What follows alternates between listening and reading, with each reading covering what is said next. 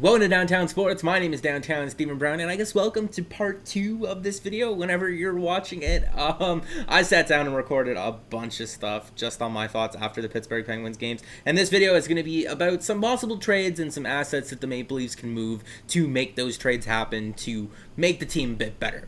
But maybe in my previous video, I wasn't hard enough on the rest of the team, and I was a little bit too hard on Frederik Andersen, because last night and recently, the team just looks like it just does not give a shit.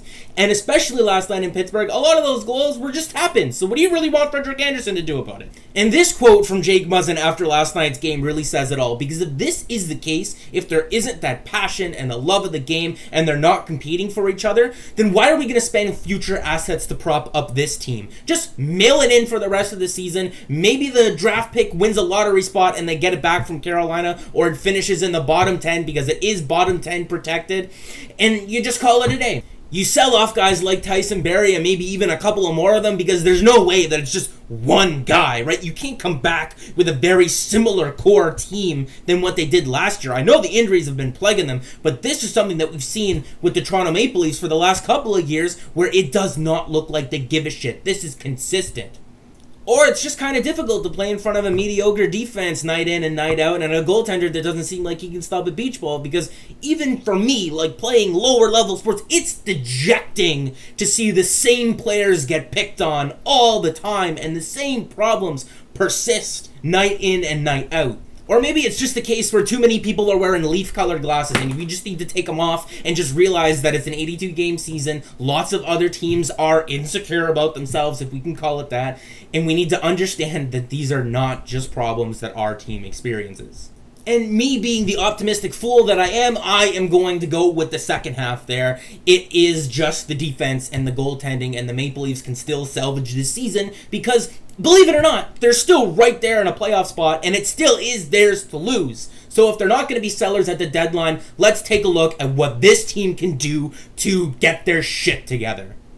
And to kick off the deadline moves that the Maple Leafs are going to be making into the weekend and in towards Monday, the Maple Leafs have announced that they've acquired forward Denis Malgin from the Florida Panthers in exchange for Mason Marchment. Mason Marchment's kind of a project forward that the Maple Leafs have been working on for a couple of years now. Barb Underhill, their skating coach, really helped out his stride, and he's had some success at the AHL level. But when he was called up this season, we were expecting a little bit of grit, a little bit of snarl, and for him to be a more physical presence on the ice as a fourth liner, and only a fourth liner.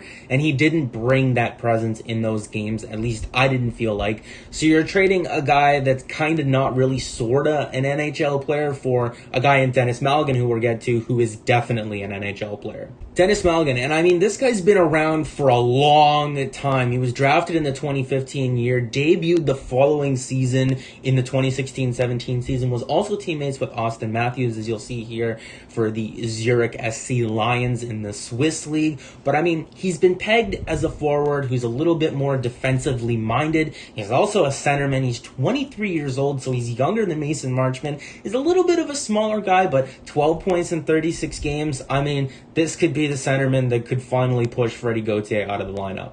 And if you guys are kind of looking for a scope of what the lines could kind of look like with Denis Malgin in there, I do think he slots in on the fourth line, and it would be nice to surround him with some wingers who can help him win some faceoffs and push the play a little bit. So that's why I'm playing him with Kyle Clifford and Igor Korshkov, some bigger boys to bring in that support. But he's also kind of a guy who's a little bit of a playmaker, can put up a little bit of points, so he can also play a little bit higher up in the lineup if you needed him to, and that kind of softens the loss a little bit, I guess, of Andreas Johnsson. A marginal upgrade, but an upgrade nonetheless. Now, obviously, the Toronto Maple Leafs need a defenseman, and they also need Frederik Andersen to start being Frederik Andersen again. So what are these moves that we could see them make to get a defenseman back in here that's going to make an impact on this roster right now? Now, keep in mind, the rest of the video was filmed last night before the Denis Malgin trade broke, so he's not going to be included in the lines here, but you can just bump Frederik Gauthier from it.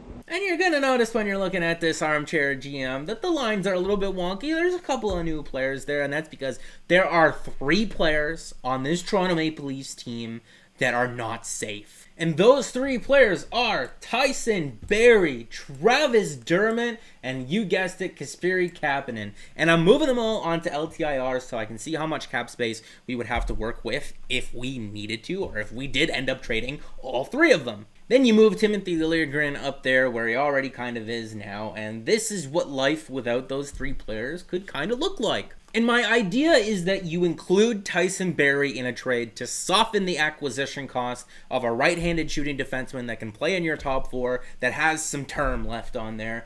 But Tyson Barrie on his own, it's not enough to get it done. So you throw one of Kasperi Kapanen or Travis Dermott on top of that, and that should net you that defenseman, no problem. Almost anyone, I mean, take your pick of the names that have been floated out there. Matt Dumba, Josh Manson, Damon Severson. The Leafs do have the assets and resources to go out there and get a defenseman like that. It's just a question of whether they want to do it and whether or not the teams are willing to part ways with them. They're not exact trade packages, right? You might need to include Tyson Barrie, Travis Dermott, and like a pick, or a random prospect, or Tyson Barrie and Kasperi Kapanen and a pick, or a random prospect. I think we've seen enough of those players individually to kind of know what they are and where they are in their development, especially with the younger players, that we can be comfortable with parting ways with them if need be, and especially if it nets you one of those guys. But it also doesn't have to be one of those guys. Maybe another name pops up or something else. I don't know. I'm just spitballing here. And if you push for the trade package to be Tyson Barrie, Travis Dermott, and then like a pick or another prospect or so to get one of those guys, then that allows you to retain Kasperi Kapanen and this lineup moving forward until at least guys like Andreas Johnsson or Ilya Mikheyev get healthy. Looks pretty dangerous. But let me know what your thoughts and opinions are down in the comments section down below, and make sure to like the video if you did like it, and subscribe for more, because more is always on the way. And make sure to look for part 3 of these videos that I'm doing, where I just sat down and recorded for a very long time. And like I said in my last video, even though I yelled a lot, I'm doubling down on it still. The Maple Leafs are not only going to make the playoffs, they're going to win a round.